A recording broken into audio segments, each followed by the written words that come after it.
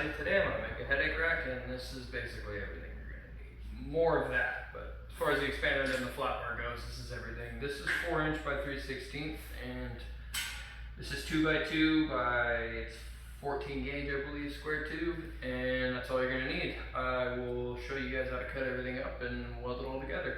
I tend to build a lot of headache racks. I went ahead and built myself a little jig for these guys. You could probably rig something like this up out of 2x4s.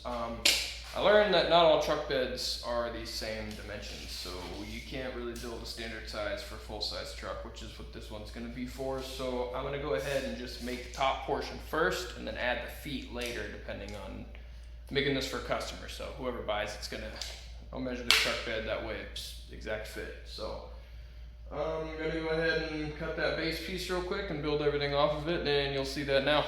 Alright guys, I know you're excited, but before we do anything, I need a level with you.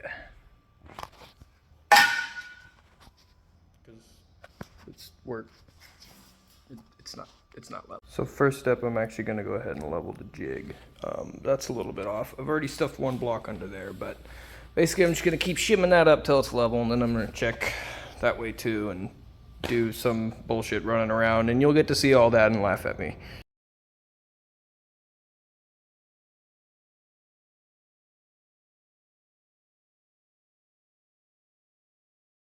Okay, got this guy as level as it really needs to be, and same with over here.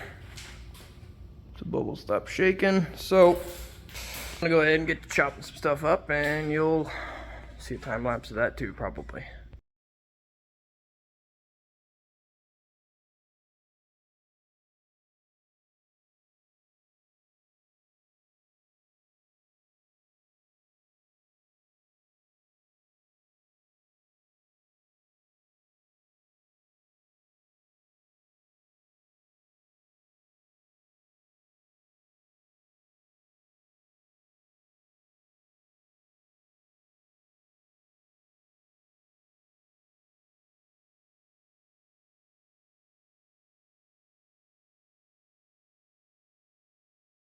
So I got the legs all cut and prepped, no sharp edges. Now what what I already went ahead and did was I marked out where that's gonna sit, and I gave myself enough room to weld. The way I did that was I just set the square kind of like that and drug that lip across here, and just kind of drug that lip across there.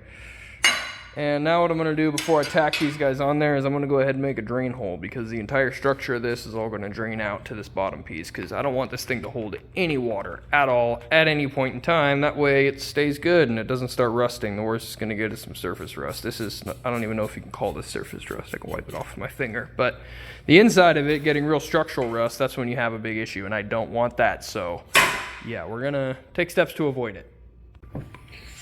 Alright, I know normally we want the smallest hole possible, but for a drain hole, I'm going to go ahead and make it a really big hole. That way the water has a real easy time getting in and out of there, if you know what I mean.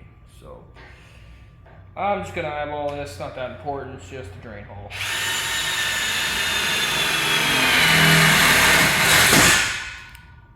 Easy enough. Just hoping the phone doesn't fall off that janky ass stand I have it on. You're propped up with a flashlight and duct tape, by the way.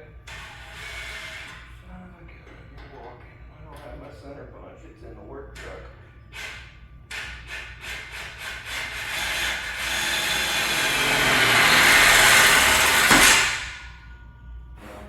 That'll do. Alright, so we got the drain holes. This is going to go over top of that. We'll line up right about there. And eventually there's going to be a piece going over top of this. It's also going to have a drain hole in it. And I know you're going to say, oh, if your welds are waterproof, it shouldn't have water getting in there. Yeah, well, that's not the real world. And if water does get in there, I want it to have a way out. So I don't imagine a lot of water is going to be jumping up in from the bottom. So I don't think those holes will be a problem. Go ahead and get those guys tacked on there. And then I'm going to cut the top piece. And that's the majority of the framework for the rack.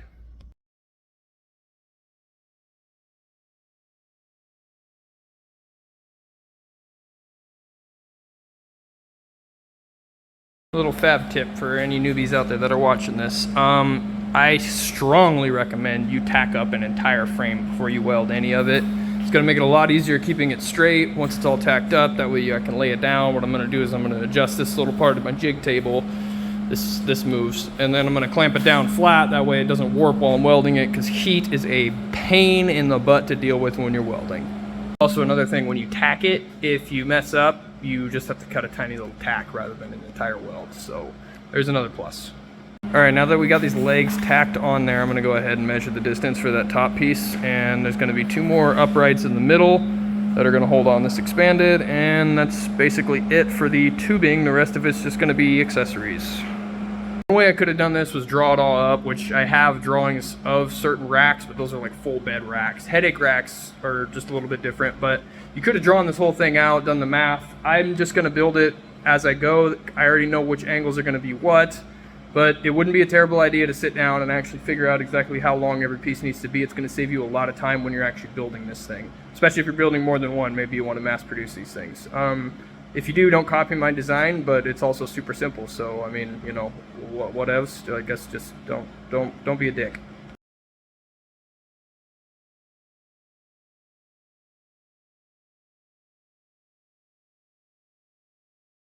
Okay, all of these marks right here are a prime example of why you double check things before you commit. But basically what I've done here is I marked center, and then I subtracted how wide that piece of expanded is going to be to figure out where I'm going to put my center uprights, which is basically going to be right inside of this. That way I don't have to do any fancy angle cuts.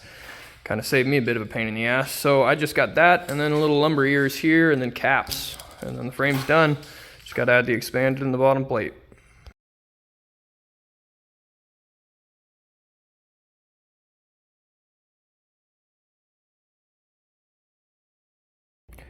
Alrighty, got everything all squared up, tacked up, lumber ears are on, these secondary uprights are on, and it's looking okay. I'm gonna go ahead and lay it down, clamp it to the table, and then take a little break before I weld it up, grab me a drink, and then weld this fucker up.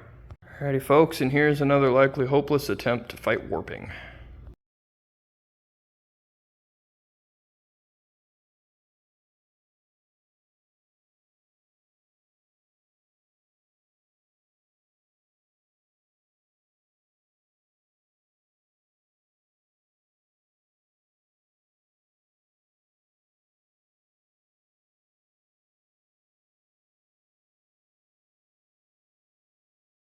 Alright, so I'm gonna let these welds cool off for a little bit. You'll notice on the time lapse I'm kind of jumping around. That's another way to kind of keep it from warping. You just weld the opposite sides or go kitty corner from whatever the last thing you welded was. Another thing you do is I'm wearing thin TIG gloves. That way I can do this. I'm not gonna do it with the bare hand because that would be really stupid. But you touch it, and if it's cold enough for you to hold your hand there comfortably, then it's good enough to weld in that area again. This isn't scientific or anything. I'm still probably gonna get a little bit of warping, but best I can do to try to combat that a little bit.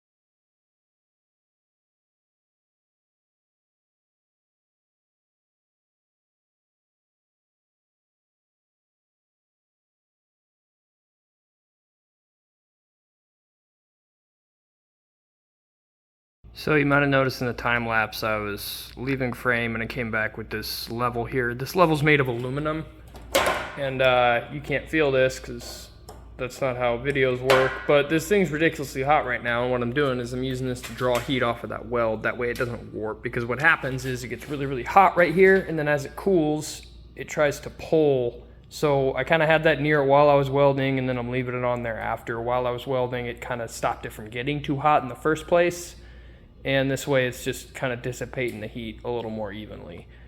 And hopefully this will work. We'll see. This is the first time I've really tried it like this. I'll let you know. Didn't really warp it all the first time, but yeah, we'll see. I also tried the same concept here with this, made a little heat sink for it. Just another piece of tubing right over top the weld.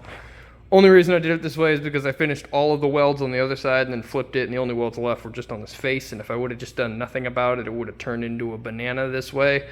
So ideally I avoided that. Let's see. Alright, well, with it all unclamped, But to push pretty hard, and I think most of that might be the welds, not the actual flatness of the rack. So yeah, I'd say that's okay. Tiny gap there, but that's because the welds again. So I mean, also the table's kind of dusty there, but I mean,